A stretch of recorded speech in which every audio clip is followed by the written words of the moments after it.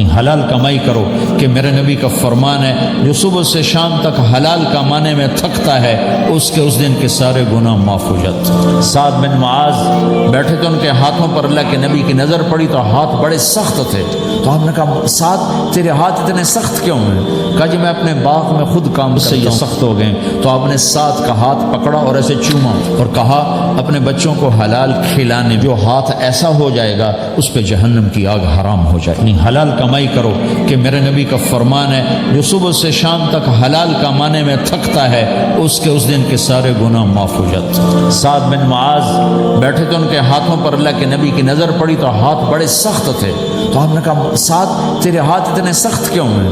کہا جی میں اپنے باغ میں خود کام سے یہ سخت ہو گئے۔ تو آپ نے سعد کا ہاتھ پکڑا اور ایسے چوما اور کہا اپنے بچوں کو حلال کھلانے، جو ہاتھ ایسا ہو جائے گا اس پہ جہنم کی آگ حرام ہو جائے گی۔ تو تم دنیا پہ لڑنا چھوڑ دو، کوئی کسی کا رزق نہیں کھا سکتا، یہ شیطان کی چلائی ہوئی بات ہے۔ فلاں ہمارا رزق کھا گیا، فلاں ہمارا حق کھا گیا، تمہارا اللہ تمہارے ساتھ ہے۔ مسلمان کبھی فقیر نہیں ہوتا ہے۔ منعم بکو دشت بیاباں غریب نیست، ایمان والا کہیں عاجز نہیں ہوتا، کہیں لاچار نہیں ہوتا، اس کا رب اس کے ساتھ ہے، اس کا اللہ اس کے ساتھ ہے۔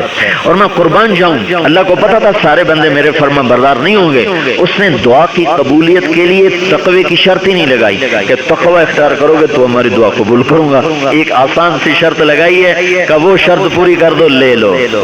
صاف نہیں کریں گے تو کتنا گندا ہو جائے گا، اور صاف کریں گے تو چمکدار ہو جائے گا۔ دل تمہارا گھر ہے، اس کو اللہ نے اپنے لیے پسند کیا ہے، اس کو صاف کرو صبح بھی شام بھی۔ یا اللہ میں کسی سے ناراض نہیں۔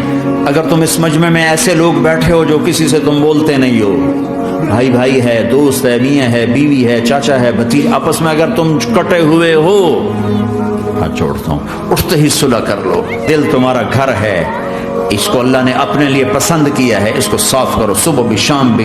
یا اللہ میں کسی سے ناراض نہیں۔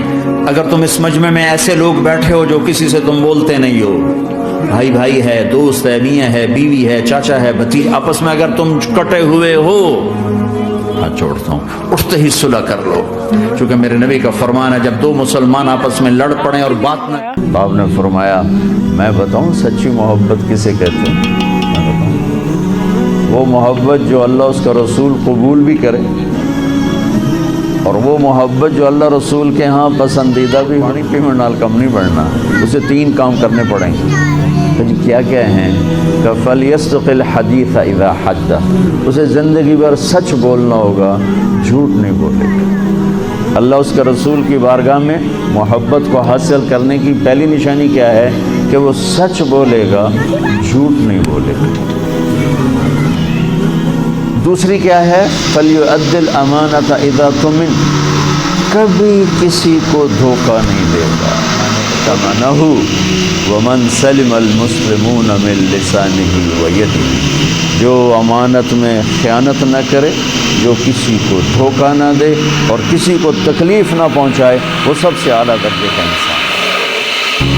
صاحب نے پوچھا یا رسول اللہ آپ کو سب سے زیادہ کس سے پیار ہے؟ ہم نے کہا عائشہ سے۔ بڑی محفل میں کہا، حرم میں اظہار محبت عورت کے عیب تھا، لیکن آپ نے بھری محفل میں کہا عائشہ سے۔ وہ گھبرا گئے، ان کو توقع نہیں تھی کہ یا رسول اللہ میرا مطلب ہے مردوں میں کس سے زیادہ پیار ہے۔ آپ سمجھ گئے کہ اس کو میرا جواب ہضم نہیں ہوا، تو آپ نے یہ نہیں کہا ابو بکر سے، آپ نے کہا عائشہ کے۔